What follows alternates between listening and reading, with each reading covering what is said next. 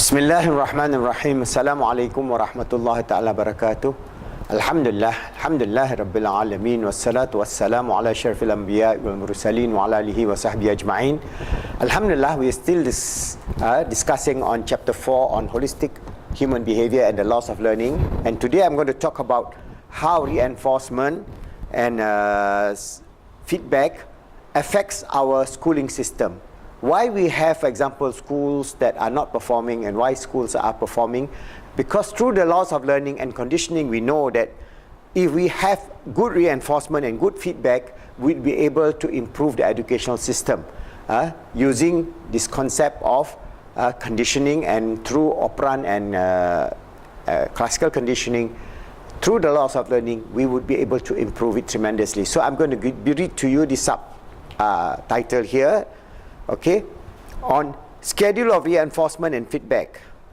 If a young child is being taught to identify letters of the alphabet, for example, the best schedule of reinforcement is always best to start with continuous reinforcement, so that the behavior to be conditioned will be influenced as quickly as possible. After the behavior is stabilized on continuous reinforcement, the next appropriate schedule is determined by many factors. For example, if simply being told the letters on the card had been correctly named as an effective reinforcing stimulus, the schedule could remain on continuous reinforcement. This is because all learning, to be successful, must be followed by feedback as to the result of the response. There can never be too much feedback during the process of gaining knowledge. If the feedback as a result of the response can also be served by reinforcing stimulus, then it can remain on a continuous scheduled basis forever. But this does not mean that feedback is usually provided on a continuous basis in educational setting. That means in schools, because the class is so big, there are 40, 45 children, there's absolutely not possible for all the teachers to give continuous feedback for individual learners. That's why we must go into cluster learning and small classes and so on, which are constrained by the financial constraint of many countries in the world, especially developing countries. So the next paragraph, however, the amount of feedback is usually very limited in school. So in schools, very limited, if there is any feedback. And normally the feedback is very negative, that is based on punishment. That means because the teacher cannot give attention to good behavior, they only give attention to bad behavior. And some people use this as a way to get the attention of the teacher by playing prank, making jokes, doing some destructive behavior, so that they can get the attention of the teacher. Because even if you do well, there's no attention given to them. So there's no reinforcement and feedback in terms of the positive response. Most educational institutions are not organized in a way which allow continuous feedback of learning behavior. The effect of not having continuous feedback available during school learning situation is that results that is much less learning taking place than it occurs given a large amount of time spent in school. So a lot of students spend 6 to 8 hours a day and even more, but then the amount of learning is so minimal. So a lot of the time is being wasted, and the whole effectiveness of schooling itself can become into question. That's why there are many approaches to school systems that we have to develop in the 21st century. Schools, since they do not provide continuous and immediate feedback as to the progress of learning, are extremely inefficient. The school system is very inefficient.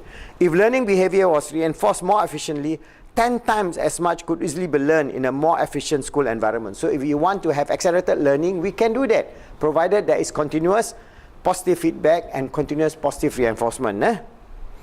Perhaps 100 times much more even in effectiveness can be accomplished. So there are a lot of situations where they have done the experiment where the teaching and learning with continuous feedback and continuous reinforcement has resulted in tremendous learning in a very short period of time. Therefore, it is an understatement to say that schools must be terribly inefficient at present. So all school systems all over the world, they are terribly inefficient at present.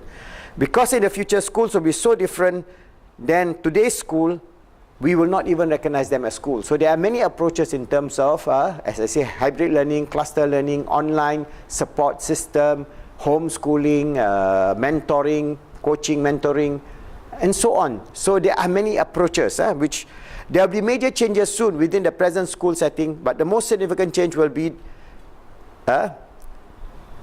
take time, longer time to come, because basically, as I say, the resources and the fixed mindset of the educationists themselves is inhibiting any change towards accelerated or fast learning. Understandably, the broad application of the loss of learning is one of the major changes coming soon. Other major changes will be in what the school teach and in the role of children. So what are the children of the students in school? That's also changing.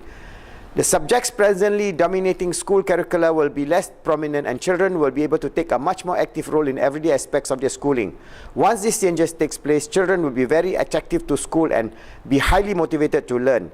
And of course, traditional educators will find the potential benefits of this new educational model both threatening and hard to believe. So because they are trained in a traditional method, this new approach to schooling, which are being experimented, especially in Scandinavian countries like Finland, Denmark, and certain parts of the Western world, there are many, many models now that we can use. We have integrated learning with online, offline, and so on. They will soon relearn and become more enthusiastic themselves as they see that there is no threat. The result will prove the benefits, and the children will surpass the ideals of the traditionalists in every area, social, behavioral, and academic. It will take a while until everyone is satisfied, but that time will come. Even then, there will be further changes. Education must progress towards perfection also. In these circumstances, a perfect school may look like the beautiful physical universe. So this is one aspect in which we are discussing in terms of reinforcement and feedback and how schedule affects them. This is very, very clear. That's why when we go into small cluster learning where there are about 8 to 10 people, the teachers can have interaction with them. So the teachers act more as mentor and giving positive feedback all the time. Continuously coaching and mentoring them, not forcing down their throat knowledge, so-called knowledge, by rote learning. And this is the model that inshallah we are trying to do. We have our school, Khalifah Model Primary School and Khalifah Model Secondary School, our Tahfiz system, integrated system. And inshallah, we would try to develop it within the Muslim world and show this as a model. That's why we call our school Khalifah Model Primary School. That is where they learn integrated knowledge of all the natural subjects like languages.